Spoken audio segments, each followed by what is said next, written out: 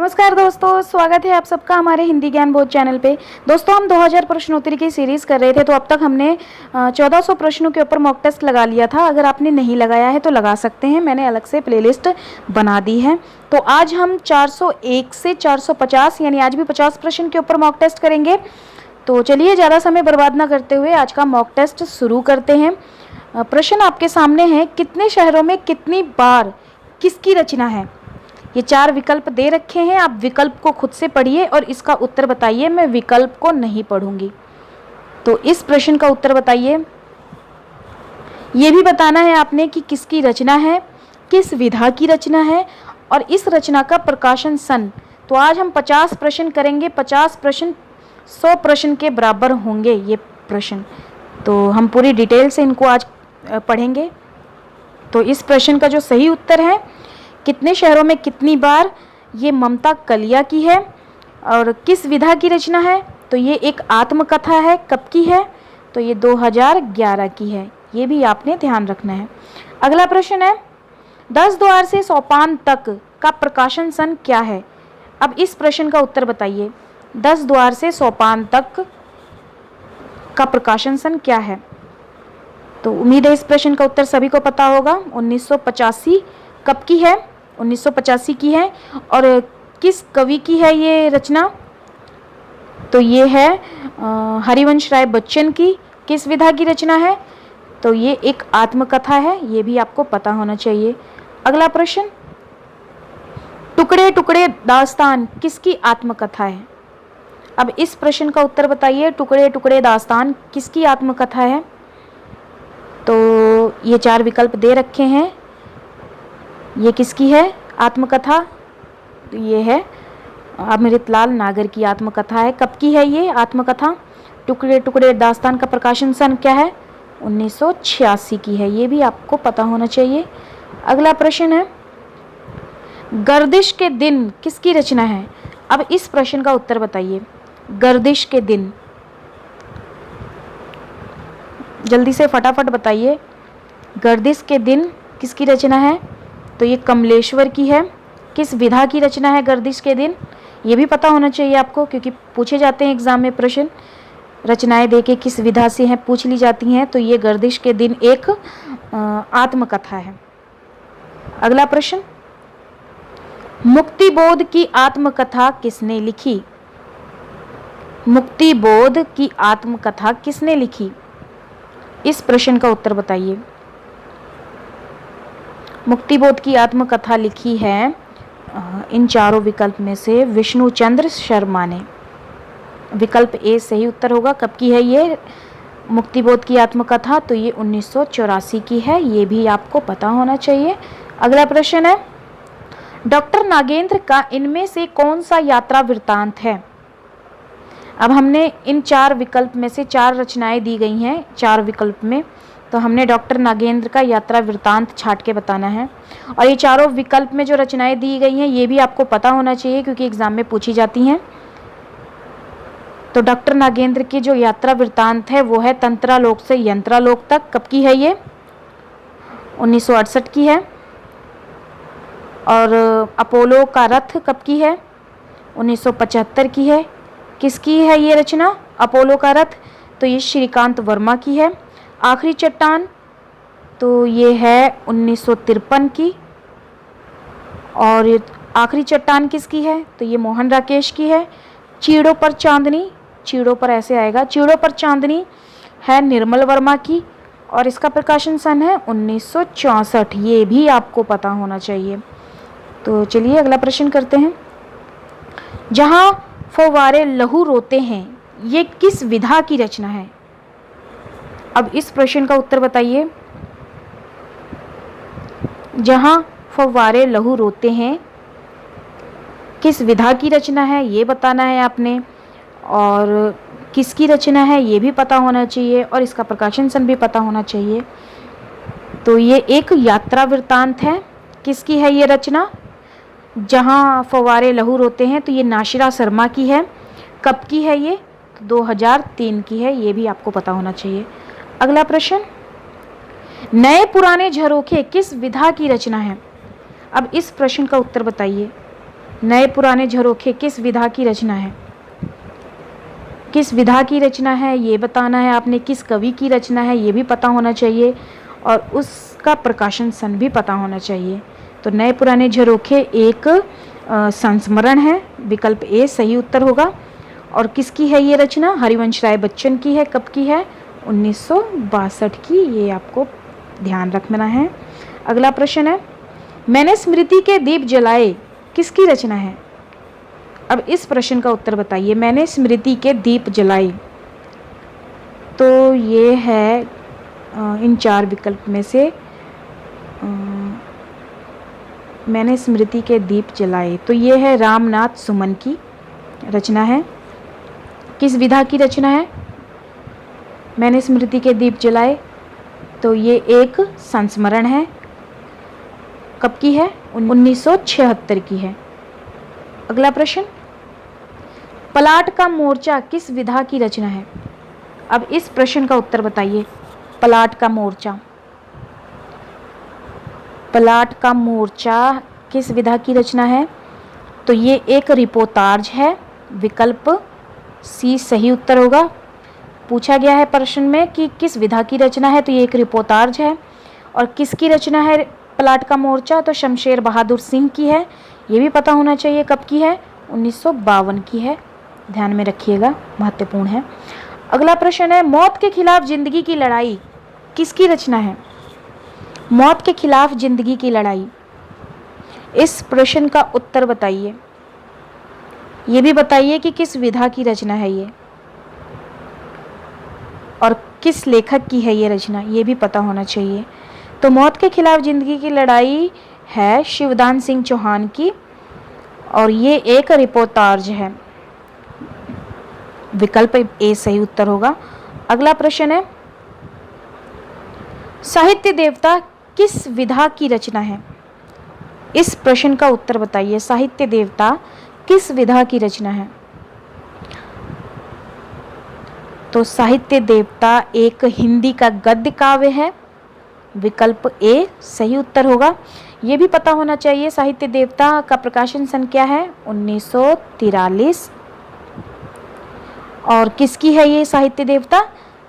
ये भी पता होना चाहिए किसकी है ये, तो माखनलाल चतुर्वेदी की है।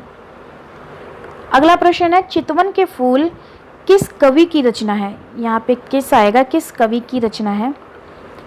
तो आपने देख के छांट के उत्तर बताना है। चितवन के फूल है माधव प्रसाद पांडे की। विकल्प बी सही उत्तर होगा। और चितवन के फूल एक हिंदी का गद्य काव्य है। और कब की है ये चितवन के फूल? 1974 की है। ये भी ध्यान रखिएगा। अगला प्रश्न है, वन तुलसी की गंध किस विधा की रचना है? अब इस प्रश्न का उत्तर बताइए। वन तुलसी की गंध किस विधा की रचना है? जल्दी से फटाफट बताइए इस प्रश्न का उत्तर। वन तुलसी की गंध किस विधा की रचना है? ये भी बताना है कि किस कवि की रचना है। वन तुलसी की गंध फणीश्वर नाथ रेणु की रचना है, और ये एक संस्मरण है। विकल्प सी सही उत्तर होगा। अगला प्रश्न है, निम्नलिखित में से सवकीय नायिका का भेद कौन सा नहीं है? नहीं है पूछा है। सवकीय नायिका का भेद जो नहीं है वो है वासक सज्जा। विकल्प डी सही उत्तर होगा। अगला प्रश्न है, वंदे वाणी विनायको निबंध संकलन के रचयिता कौन है? इस प्रश्न का उत्तर बताइए। तो ये है किस विधा की रचना है ये भी आपको पता होना चाहिए। विधा तो यहाँ पे लिखा हुआ है, हाँ ये निबंध है। वंदे वाणी विनायको एक निबंध विधा की रचना है। किस कवि की रचना है ये? तो ये है राम वृक्ष बेनीपुरी की। कब की है ये? 1954 की। अगला प्रश्न है, वट पीपल के लेखक कौन है? अब इस प्रश्न का उत्तर बताइए। वट पीपल के लेखक कौन है? ये भी बताना है किस विधा की रचना है, और उसका प्रकाशन सन भी बताना है आपने। तो इस प्रश्न का जो सही उत्तर है वट पीपल के जो लेखक हैं वो हैं रामधारी सिंह दिनकर। और ये किस विधा की रचना है? ये एक निबंध रचना है। कब की है ये? 1961 की है। ये भी आपने ध्यान में रखना है। अगला प्रश्न है, करमनाशा की हार किसका कहानी संग्रह है? इस प्रश्न का उत्तर बताइए। करमनाशा की हार किसका कहानी संग्रह है? कहानी संग्रह विधा से पूछा गया है। और किसका है ये करमनाशा का हार? तो ये है शिव प्रसाद सिंह का। कब की है? 1958 की। तो दोस्तों आप मुझे राय दीजिएगा, जिस तरह से मैं आपको यहाँ पे सन लिखकर और इनके कवियों की रचनाओं को बोल के बता रही हूँ, ये आप क्या लिखित में चाहते हैं? तो आप मुझे कमेंट सेशन में कमेंट करके ज़रूर बताइएगा, तो मैं आगे से इसको लिखित में आपके लिए लेकर आऊँगी ताकि आप उसको आसानी से ध्यान में रख सकेंगे। अगला प्रश्न है, प्रेमचंद्र एक विवेचन किसकी आलोचना कृति है? अब इस प्रश्न का उत्तर बताइए। प्रेमचंद्र एक विवेचन किसकी आलोचना कृति है? तो ये आलोचना है डॉक्टर इंद्रनाथ मदान की। विकल्प डी सही उत्तर होगा। अगला प्रश्न है, छायावाद और प्रगतिवाद किसकी आलोचना कृति है? छायावाद और प्रगतिवाद किसकी आलोचना कृति है? ये बताना है जल्दी से, फटाफट। तो ये आलोचना कृति है इन चार विकल्प में से नलिन विलोचन शर्मा की। विकल्प सी सही उत्तर होगा। अगला प्रश्न है, निम्नलिखित में से कौन सी कृति आई ए रिचर्ड की नहीं है? पूछा जा रहा नहीं है, तो रिचर्ड की नहीं कृति बतानी है इनमें से छांट के। तो इसका जो सही उत्तर होगा, जी हाँ बिल्कुल, विकल्प सी सही उत्तर है इसका। Culture and anarchy I A Richard की नहीं है, क्योंकि ये मैथ्यू अर्नाल्ड की है जो 1869 की है। ये भी आपने ध्यान रखना है। और ये भी आपको पता होना चाहिए कि प्रिंसिपल ऑफ लिटरेरी क्रिटिसिज्म किसकी है? ये तो आई ए रिचर्ड की है, लेकिन इसका प्रकाशन सन क्या है ये भी आपको पता होना चाहिए। ये प्रकाशन सन है 1924। द फिलॉसफी ऑफ रिटारिक है 1936 की। और इंटरप्रिटेशन इन टीचिंग का मुझे प्रकाशन सन नहीं पता। अगर आपको पता है तो कमेंट सेशन में कमेंट करके ज़रूर बताइएगा। इनके प्रकाशन सन आपको ज़रूर ध्यान में होने चाहिए, क्योंकि एग्ज़ाम में इनके अनुक्रम के ऊपर प्रश्न बनते हैं। तो चलिए अगला प्रश्न करते हैं। निम्नलिखित में से डॉक्टर जॉनसन की कृति कौन सी है? डॉक्टर जॉनसन की कृति छांट के बतानी है ये चार विकल्प में से। डॉक्टर जॉनसन की कृति कौन सी है? तो वो है, बताइए जल्दी से कौन सी है? तो रैम्बलर है। रैम्बलर डॉक्टर जॉनसन की कृति है। नीचे तीन जो रचनाएं दी गई हैं, कृतियां दी गई हैं, ये भी आपको पता होना चाहिए किन की हैं। तो साइंस एंड पोइट्री है रिचर्ड की, आई ए रिचर्ड की, 1926 की है ये। इल्यूजन एंड रियलिटी ये है कॉडवेल की। एस्थेटिक है क्रोचे की, 1902 की है। ये भी आपको पता होना चाहिए। अगला प्रश्न है, दिनमान किसकी पत्रिका है? इस प्रश्न का उत्तर बताइए जल्दी से। किसकी पत्रिका है ये भी बताना है, कब की है ये भी बताना है, और किस तरह की पत्रिका है, कहाँ से प्रकाशित हुई थी, ये सब बताना है आपने मुझे इस प्रश्न के उत्तर में। तो दिनमान है रघुवीर सहाय की। कब की है? 1965 की। और एक साप्ताहिक पत्रिका है, कहाँ से प्रकाशित होती थी? तो ये दिल्ली से प्रकाशित होती थी। ये भी आपको ध्यान में रखना है, ज़रूर ध्यान में रखिएगा, महत्वपूर्ण है ये पत्रिका, पूछा जाता है एग्जाम में। अगला प्रश्न है, प्रेमचंद्र कमल का सिपाही किसकी रचना है? इस प्रश्न का उत्तर तो सभी को पता होगा। प्रेमचंद्र कमल का सिपाही किसकी रचना है? तो ये हाँ बिल्कुल सही, अमृत राय की रचना है। और कब की है ये भी पता होना चाहिए, 1962 की है। और किस विधा की रचना है? तो ये एक जीवनी है। अगला प्रश्न है, स्मृति के झरोखे किसकी रचना है? स्मृति के झरोखे से किसकी रचना है? तो इस प्रश्न का उत्तर बताइए जल्दी से, फटाफट बताइए किसकी है और किसके ऊपर लिखी गई है। और किस विधा की है? आधा तो हिंट मैंने ऐसे ही दे दिया बोल के। स्मृति के झरोखे से ये रचना है बिंदु अग्रवाल की। कब की है ये? स्मृति के झरोखे से 1999 की है।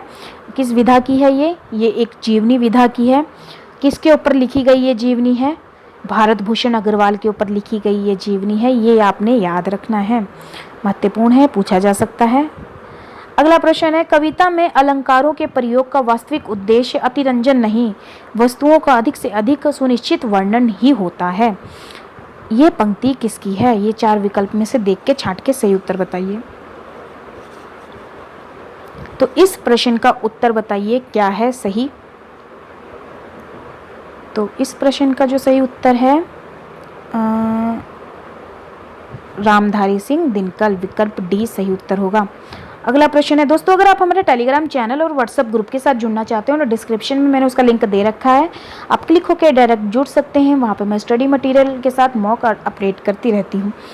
अब इस प्रश्न का उत्तर बताइए, समकालीन साहित्य आलोचना को चुनौती किसकी आलोचना कृति है?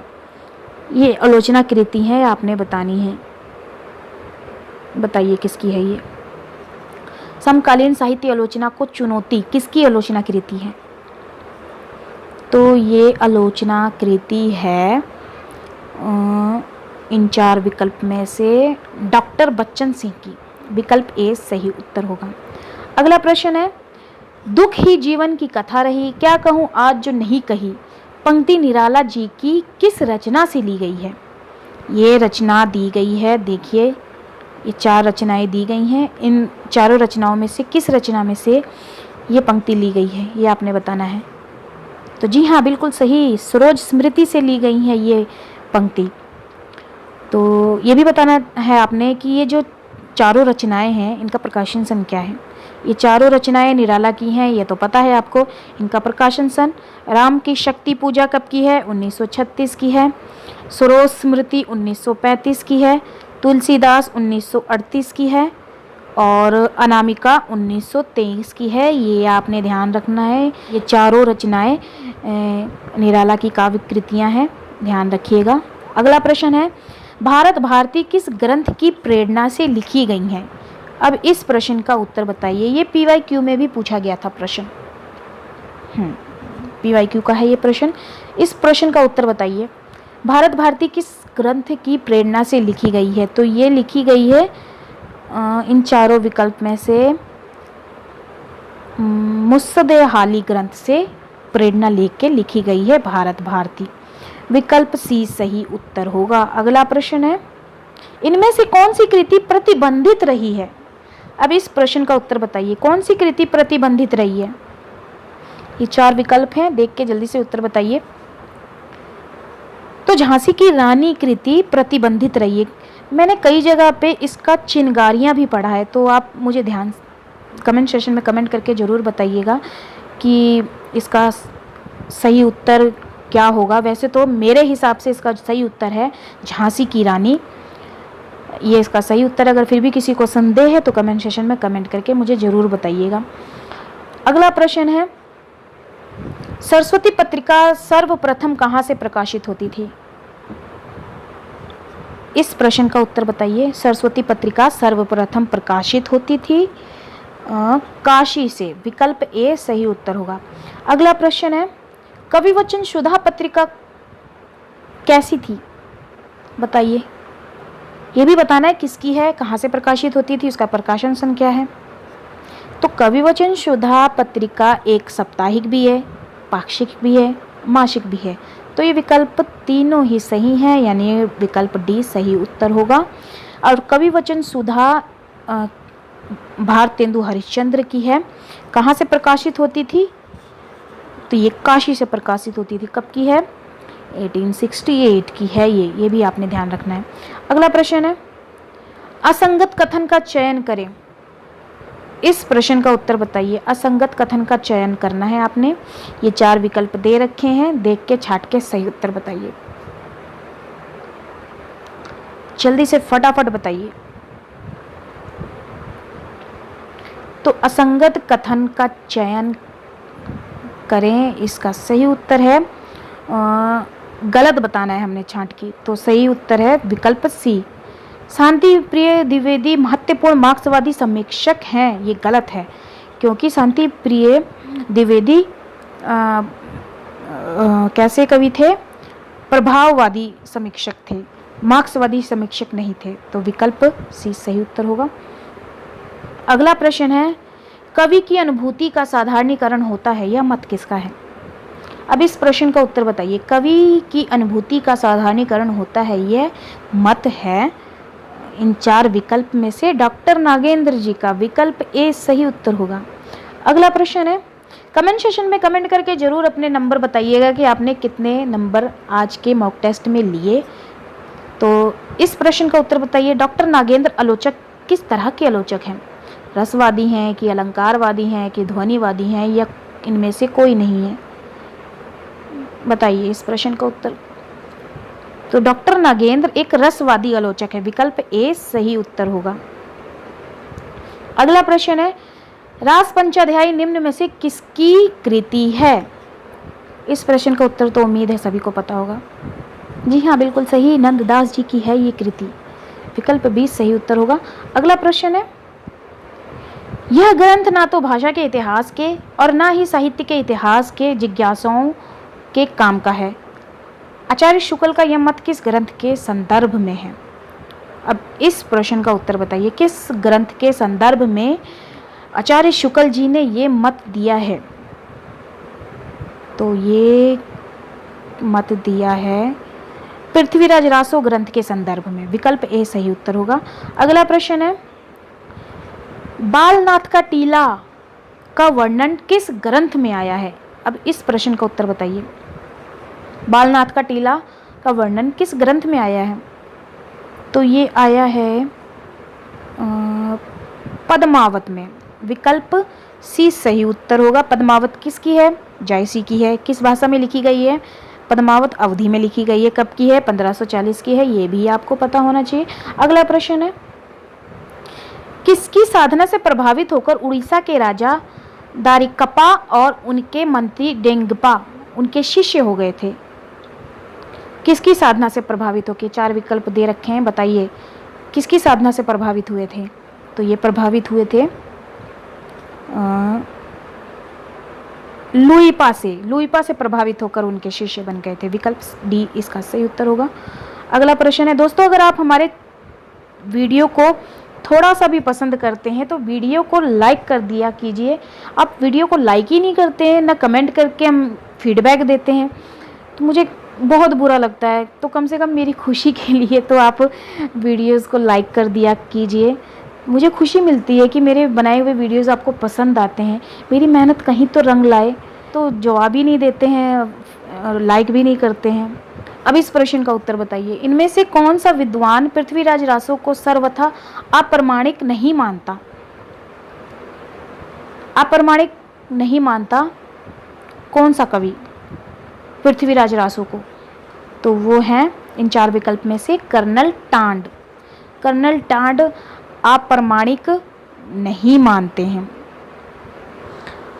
अगला प्रश्न है, अंग दर्पण किसकी रचना है? अंग दर्पण किसकी रचना है? इस प्रश्न का उत्तर बताइए। अंग दर्पण है रसलीन की। विकल्प सी सही उत्तर होगा। अगला प्रश्न है, किसने सच्चिदानंद हीरानंद वात्स्यायन को अज्ञेय नाम दिया था? इस प्रश्न का उत्तर बताइए। यहाँ थोड़ा टाइपिंग मिस्टेक हो गया है। किसने सच्चिदानंद हीरानंद वात्स्यायन को अज्ञेय नाम दिया था? ये 4 विकल्प में से देख के सही उत्तर छांट के बताइए। तो किसने दिया था? तो ये दिया था जनेंद्र कुमार ने। विकल्प डी सही उत्तर होगा। अगला प्रश्न है, एक भय प्रेत एक मेजी मारे हाथी पंक्ति किसने कही है? अब इस प्रश्न का उत्तर बताइए। ये पंक्ति किसने कही है? तो ये पंक्ति कही है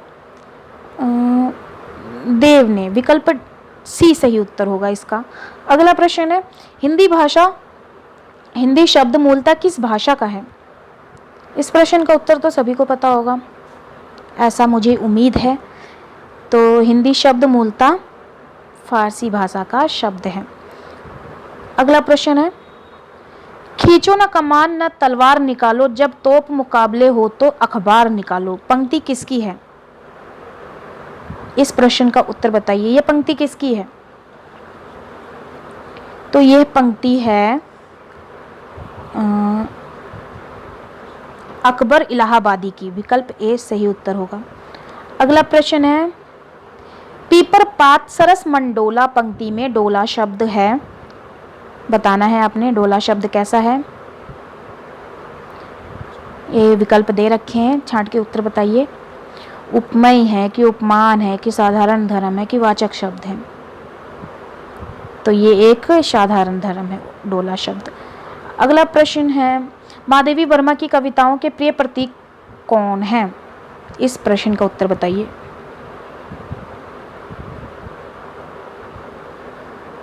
तो इस प्रश्न का जो सही उत्तर है वो है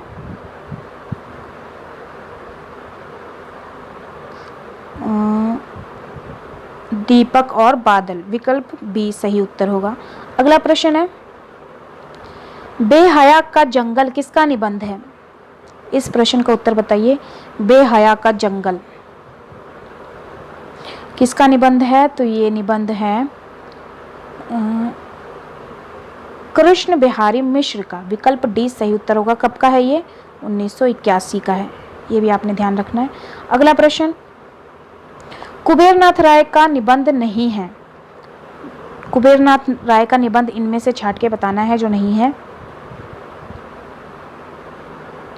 तो वो है कस्तूरी मृग।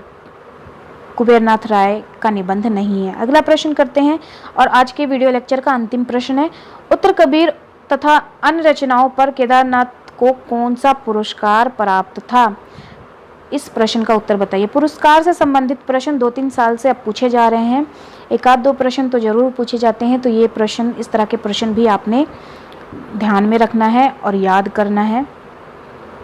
तो उत्तर कबीर तथा अन्य रचनाओं पर केदारनाथ सिंह को मिला था व्यास सम्मान पुरस्कार। विकल्प सी सही उत्तर होगा।